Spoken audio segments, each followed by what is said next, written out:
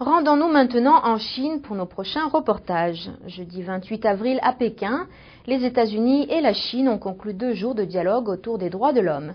Suite à cette rencontre, les organisations de défense des droits ont exprimé leurs doutes quant à l'efficacité de ce dialogue entre les 2 puissances et demandent que des actions soient prises pour que le régime chinois paie les conséquences de ces nombreuses violations en termes de droits de l'homme.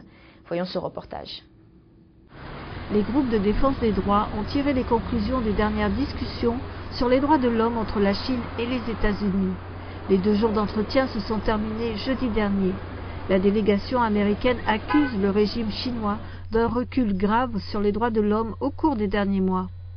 Pour de nombreux commentateurs des droits, la tendance la plus alarmante est l'accroissement des disparitions forcées d'avocats et de militants. Depuis février, nombre d'entre eux ont disparu après une intervention policière.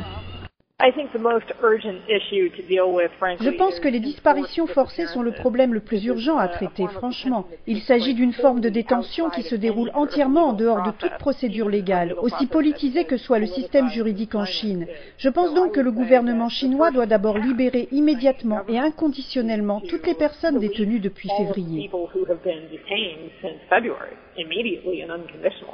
Michael Posner, secrétaire américain adjoint pour la démocratie, les droits de l'homme et le travail, menait la délégation lors de la dernière série de pourparlers.